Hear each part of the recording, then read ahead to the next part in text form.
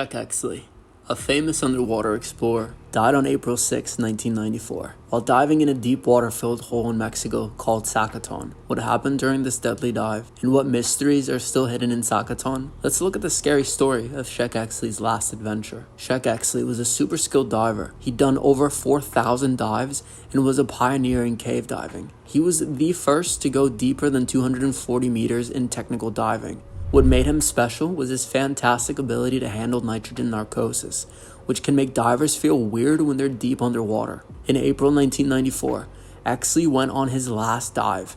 He was trying to reach the bottom of the 339-meter deep Zacaton sinkhole in Mexico. This huge underwater hole was like a magnet for explorers like Exley, who loved going where no one else had been before. Exley went with others, including his friend Jim Bowden. They had a big plan. They would go down separately, each following their line to avoid getting tangled up. They wanted to reach the bottom of the sinkhole, even though they weren't sure exactly how deep it was. The dive started with a long swim through an underwater tunnel. After checking their gear one last time, Exley and Bowden split up. Each diver disappeared into the blue depths along their line. Bowden went first, and Exley followed. Their lights cut through the darkness as they kept about 8 to 9 meters apart. Their lines guided them into murky water. Every breath was planned, every move careful. The divers took slow, deep breaths, trying to save air while avoiding carbon dioxide buildup. This was extreme diving, where even a tiny mistake could prove to be very dangerous. As they went deeper, the pressure got stronger, the darkness got thicker, and the unknown loomed larger. For Bowden, this was new territory. He'd never gone deeper than 243 meters. Exley, constantly pushing limits, had already set a record at 271 meters, but he wanted to go even deeper this time. To handle the risks of decompression sickness, the divers went down fast. Bowden aimed to go down at 30 meters per minute until he hit 91 meters, then slowed down. But he knew that around 230 to 240 meters, high-pressure nervous syndrome, HPNS, could kick in. This condition can make divers shake, feel sick, and even see things that aren't there. Both divers used their air tanks until they reached 92 meters deep. Then Exley left an air tank on his line to use later when coming back up, and Bowden switched to a smaller tank for his air. As they went deeper, both divers changed to a particular gas mix called trimix. This mix of oxygen, helium, and nitrogen is made for deep dives. It helps prevent oxygen poisoning and nitrogen narcosis. But even with all their careful planning, trouble was coming. When Bowden passed the 244 meter mark, he saw Exley's light way ahead, going down really fast. This quick descent could trigger HPNS, messing up Exley's thinking and body control. Bowden's fears came true when around 213 meters down, Exley started showing signs of HPNS. His vision got blurry, his body shook, and he felt tingles. The extreme pressure was messing with his nervous system. Even with these scary symptoms, Exley decided to keep going down a bit slower. He was determined to explore the unknown depths, even though it was still really risky. At about 260 meters, Exley reached the bottom of the sinkhole. He was still shaking from HPNS, but he kept going. He was in a strange, barren landscape covered in small rocks and thick black mud. He was in a place no human had ever been before, but he couldn't stay long at the bottom. Staying would mean decomposing for hours, making an already dangerous dive even riskier. So he started going up. As he rose, the HPNS symptoms slowly got better, but the ordeal had taken a toll on him. Meanwhile, Bowden was also having problems. At 274 meters, he realized that he'd used more air than planned. Worried that his air supply might fail, he stopped going down and started going up, switching to a staged air tank at 137 meters. But as Bowden returned, he noticed something wasn't right. Exley's descent line and stage tanks hadn't been touched. Something had gone wrong. As Bowden kept going up, he felt more and more worried. He seen Exley go down too fast and start showing signs of HPNS. The silence from Exley's depth was scary. When Bowden reached the surface, his fears were confirmed.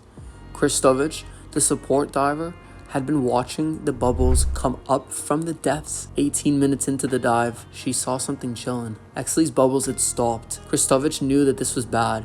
She shared a worried look with Karen, Bowden's wife, before diving down to meet Bowden.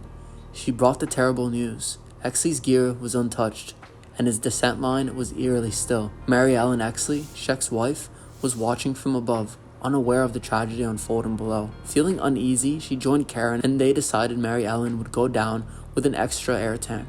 At 76 meters down, Mary Ellen met Bowden and Kristovich. She felt dread as she realized her worst fears were coming true. She wrote on a dive slate that she wanted to go deeper to look for Exley's bubbles. At 75 meters, she looked hard into the murky depths, hoping for any sign of life. But there were no bubbles, no movement, just silence. The harsh truth hit her. Exley was gone. Overcome with sadness, Mary Ellen went back up, tears blurring her vision. Carrie met her at 45 meters, and both were very upset. Bowden had to physically hold Karen in place to finish the necessary decompression stops. For hours, the remaining divers slowly and painfully made their way up, their hearts heavy with loss. When Bowden reached the 20-meter stop, he finally learned a devastating truth. Exley hadn't survived. A team returned to the sinkhole the next day to get the dive equipment, and after 2 tough days, they finally brought Exley's body to the surface.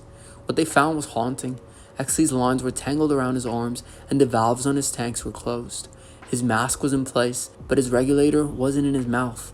His buoyancy device was inflated, showing he had tried to go up. His dive computer showed he'd gone down to 274 meters, suggesting that whatever killed him happened just 9 minutes into the dive. An autopsy didn't give clear answers either.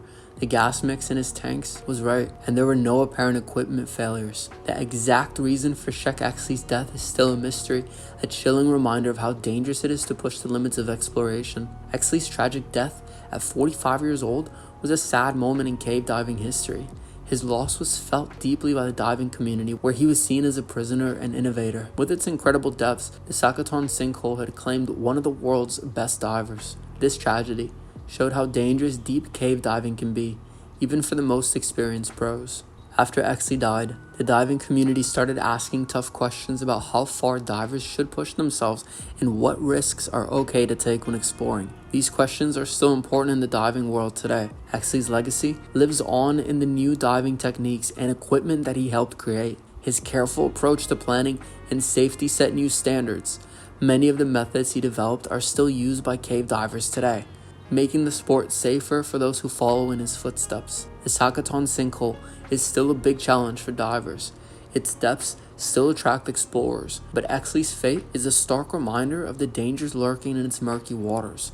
Since his death, technology has improved, allowing robots to explore the sinkhole's depths. In 2007, a NASA-funded project used an underwater robot to map Zacaton, reaching 319 meters deep without risking human lives. Exley's story shows a human drive to explore and pursue the unknown. It's a tale of courage, determination, and the unpredictable nature of the underwater world. His final dive into Zacaton serves as both inspiration and a warning for future generations of divers. The mystery around Exley's death still fascinates and haunts the diving community. What exactly happened in those crucial minutes so deep underwater? Was there an equipment failure? Did HPNS cause a fatal mistake? Or did the extreme pressure and isolation overwhelm this very experienced diver? We may never fully answer these questions, but they drive ongoing research into deep diving's physiology and technology. Exley's tragic dive has improved diving equipment, decompression methods, and our understanding of how the human body handles extreme environments. To those who knew him, Sheck Exley was more than just a record-breaking diver. He was a teacher, an innovator, and he cared deeply about protecting caves. His books on cave diving techniques are must-reads for new divers, ensuring his knowledge continues to help others. The story of Exley's final dive reminds us of underwater caves, raw beauty, and unforgiving nature. It speaks to the basics of human drive to explore, to push boundaries, and to go into the unknown. But it also shows the respect we must have for the natural world and its hidden dangers. Thanks for watching today's video. If you enjoyed this exploration of extreme cave diving, hit that like button and subscribe for more tales. Don't forget to share your thoughts in the comments below. We'd love to hear what you think about pushing the limits of exploration. Until next time, stay tuned. Lastly, Afterrender produces our YouTube videos, specializing in top-notch video production.